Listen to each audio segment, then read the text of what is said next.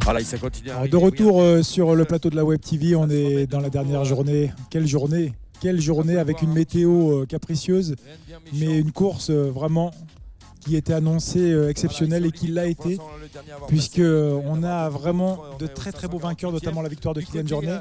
Et surtout la magnifique place, l'énorme performance de Michel Lannes. Michel Lannes, qu'on a le plaisir d'accueillir sur ce plateau, on est très très content. Et moi je suis très content parce que je t'ai déjà accueilli sur le plateau à La Réunion du Canal Grand Raid. Et puis là tu es avec nous sur la Web TV, de te voir en deuxième position.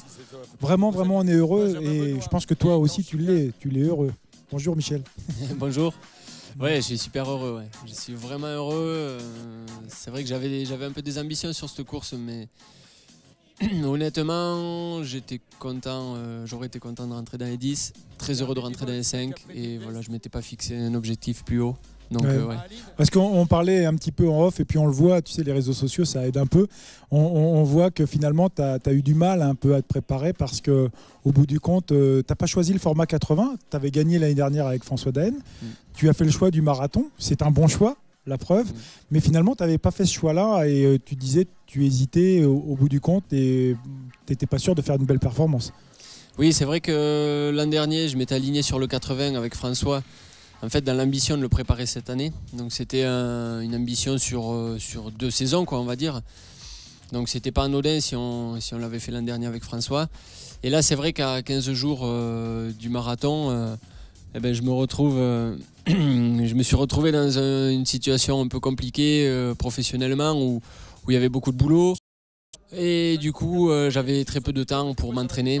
Donc j'ai essayé de faire une petite préparation 80 du Mont Blanc, mais j'ai vu que ça allait pas marcher. Donc je me suis dit, bon, plutôt que m'aligner sur le 80 pour pas finir la course. On te voit avec ton bébé. Hein. Ça aussi, c'est pas facile hein, parce que plutôt que de t'aligner justement sur le 80, tu as choisi le format plus court. Ouais. Parce que en fait, aussi pour raison professionnelle, raison familiale, plus raison professionnelle, tu le dis. Ouais. Mais c'est vrai qu'il faut jongler. C'est pas difficile justement d'être assimilé parce qu'on le voit, on côtoie beaucoup d'athlètes qui sont semi-pro finalement au bout du compte. On pourrait dire semi-pro, ni vraiment professionnel comme Kylian, il l'est. Ouais. Mais avec un travail, une vie de famille, c'est pas facile de trouver l'équilibre. Non, bah après, moi, mon équilibre, il est aussi là-dedans, quoi. Moi, j'ai besoin d'avoir un travail, j'ai besoin d'avoir une famille et j'ai besoin de courir aussi. Après, il faut équilibrer tout ça. Bon, c'est pas toujours évident parce que voilà, ça se déséquilibre toujours un peu. Après, quand on prépare une course comme un championnat du monde, on a envie de déséquilibrer un peu la balance pour s'entraîner plus. Ça marche pas toujours, donc faut trouver le juste milieu. Donc bon, après, moi, ça me va comme ça.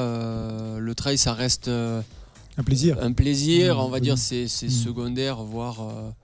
Bon, voilà, tant que ça marche, c'est très bien. Je fais tout pour.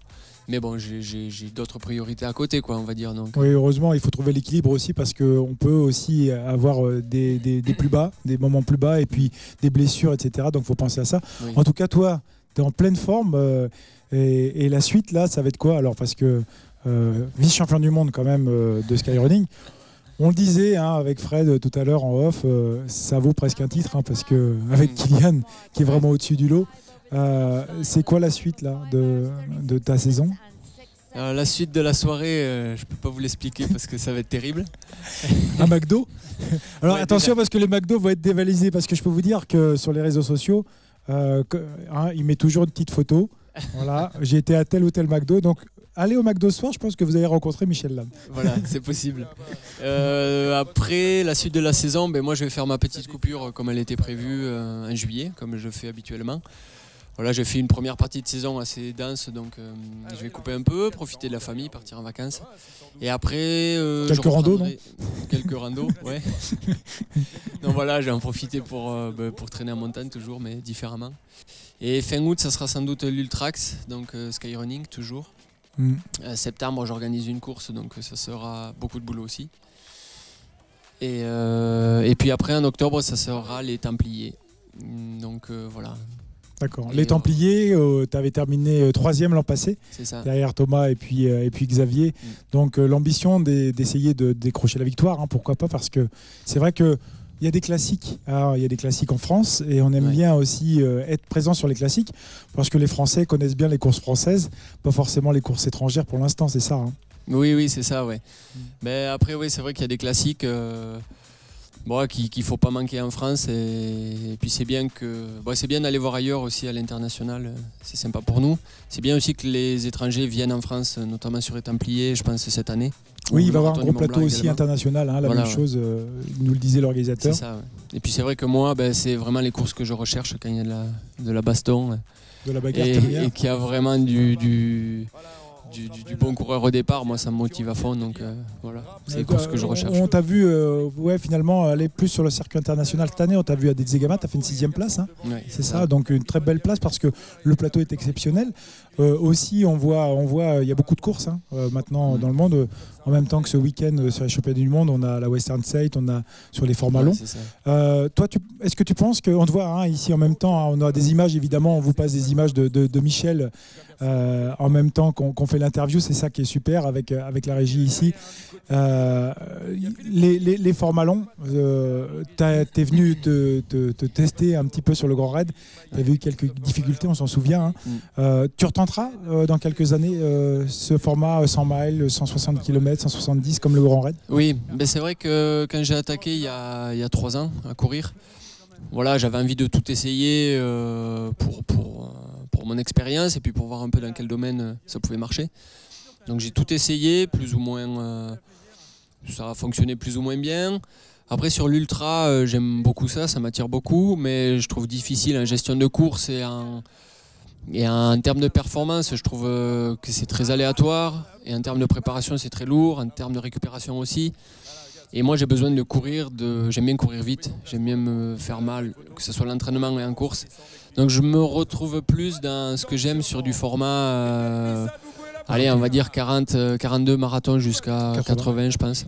D'accord, parce que c'est de la bagarre et puis on voit c'est tellement dense maintenant que les écarts sont infimes et il y a un petit côté mental qui est vraiment intéressant là, sur des courses comme aujourd'hui, voire même un peu tactique et un peu rusé. Tu veux dire que le connaît de la performance, on a longtemps, à un moment donné, depuis une petite décennie, voire quelques années, on va dire 4-5 ans, mis sur le piédestal les grosses épreuves, c'est-à-dire sur les 100 miles, sur les 160. Et c'est vrai que tu es un bon ambassadeur pour le dire. C'est bien des très, très grandes courses, mais c'est aussi important des formats comme on a sur le 42 ici, le 80 km, où c'est des formats aussi qui vont très très vite et où la performance est aussi exceptionnelle. C'est pas la performance sur la surenchère du long, on le voit bien, c'est une autre gestion. Le 160 km c'est une autre course, un monde à part, alors que là on est vraiment sur du trail running, du sky running, des formats très très durs évidemment, mais où on peut courir vite. Oui, c'est ça, c'est que c'est deux disciplines différentes pour moi, quoi. Ça demande des qualités différentes. Après, chacun trouve son compte, je pense, dans l'un ou l'autre. Voilà, moi, c'est le cas sur du plus court. Après, je dis pas que l'ultra, c'est pas pour moi et que j'y reviendrai pas. Et je crache sûrement pas dessus parce que j'ai vécu des très très belles courses en ultra. Et je pense que j'y reviendrai plus tard. Mais c'est vrai que je pense qu'il faut pas non plus enlever de la valeur aux courses marathon ou 80, voilà, parce que c'est des courses qui demandent des qualités très importantes et qui sont juste différentes, voilà, c'est tout. Et l'évolution un peu de la discipline, parce qu'on demande ça aux ambassadeurs. Évidemment, on aurait aimé avoir Kylian sur le plateau. C'est vrai qu'il est beaucoup sollicité, une énorme sollicitation. C'est un icône du trail. Que sera justement l'après Kylian Jornet. Est-ce qu'on pourra s'accorder, tu crois, sur des trails de montagne, sur des formats particuliers, ou alors le choix de la diversité, toi en tant qu'ambassadeur de la discipline, notamment sur le skyrunning plutôt, le choix de la discipline se fera selon son envie? Mais après, c'est comme pour les distances, je dirais que chacun... Comme je l'ai déjà dit, chacun peut trouver son bonheur au sein de telle ou telle fédération. Après, c'est vrai qu'il y a beaucoup de fédérations, ça reste toujours un peu... moi, personnellement, j'aime bien le skyrunning et je l'affirme haut et fort, il n'y a pas de souci, parce que c'est vraiment quelque chose que j'aime bien et je trouve que le format et le type de course et l'organisation et tout ce qui va derrière et les idées autour du skyrunning me conviennent très bien. Oui. Voilà, c'est professionnel et puis ça correspond à l'image de la montagne que je me fais. Après voilà, il y a d'autres fédérations pour lesquelles on va dire j'ai pas plus d'affinité que ça. Après beaucoup de coureurs en ont. Après ce qui serait quand même plus sympa c'est que tout soit un peu fédéré et que surtout le coureur trouve son compte plus que l'organisateur.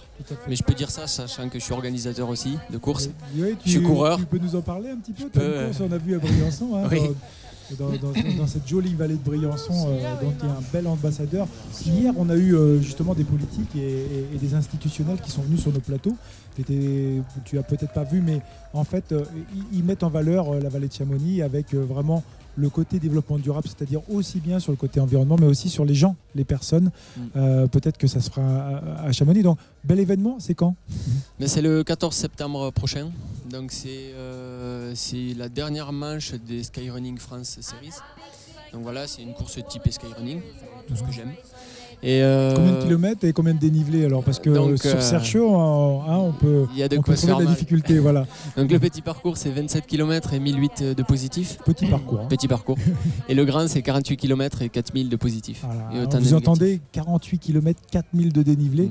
Si vous avez vraiment envie de faire du dénivelé, c'est extraordinaire. Oui, puis on salue Marc Villa, qui est président justement de l'ISF, du Skyrunning France, ouais. Et aussi Marino Giacometti, qu'on a vu beaucoup ce week-end, qui était très très heureux.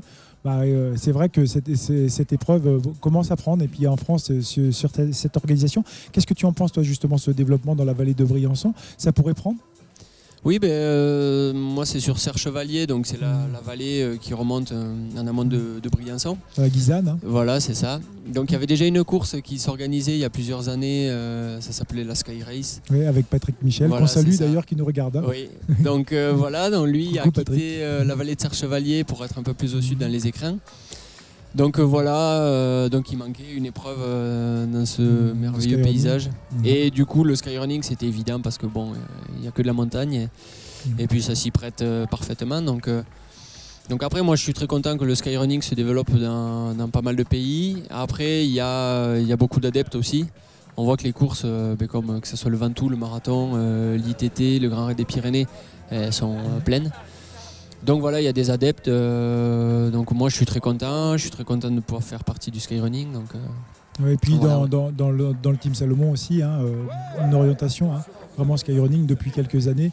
Donc un gros travail, faut le signaler, parce qu'on ne le signale pas assez, mais il y a un gros travail de fourni sur cette communication aussi du skyrunning, mais aussi par rapport aux marques qui sont importantes, qui ont aussi leur place, puisqu'ils vous permettent aussi de pouvoir réaliser votre pratique. On pense aussi à Christophe Malardet qui est venu sur le plateau hier, avec qui on a une discussion, puis un petit débat sur l'entraînement du trail. Je crois que ça se développe, oui. Ça prend. Ouais, ça prend vraiment dans tous azimuts, quoi. Ça se développe, que ce soit au niveau coaching, comme tu dis, tu sais de quoi tu parles. Au niveau course, au niveau médias, marque, sponsoring, tout évolue. Après, ça évolue rapidement aussi. Donc je pense que faut mettre des garde-fous. Faut mettre des garde-fous. Faut pas par rapport aux athlètes, des garde-fous aussi. Avec les athlètes, ça sera important, je pense, dans l'avenir. Après, c'est dans tous les domaines. Je pense qu'il faut pas sauter les étapes. Il faut faire ça bien, à mon avis. Il faut que ça se développe tranquillement. Et puis surtout, comme je disais, faut que le coureur soit respecté en premier lieu et que tout soit mis en œuvre pour le coureur. Et comme je le redis, je suis organisateur, donc je peux le dire aussi. C'est bien quand tout est mis en œuvre pour le coureur, quoi. Et c'est la base du sport et c'est la base du trail. Et c'est ça qui fera que le trail perdurera et vivra bien, quoi. Écoute, on te souhaite le plus grand bien pour ton épreuve future le 16 septembre. Venez nombreux à Briançon, je peux vous dire. C'est organisé par quelqu'un qui connaît très très bien le trail, puisqu'il a terminé 2e du championnat du monde ici à Chamonix. Merci beaucoup Michel, c'est super de t'avoir eu sur ce plateau. On est vraiment, vraiment nous contents à la Web TV. On dit à très bientôt, tu vas récupérer, puis tu es à le podium. Restez avec nous parce qu'on a encore des images d'arrivée, puis on va voir le podium tout à l'heure. Merci Michel. Merci beaucoup, merci, au revoir. Merci.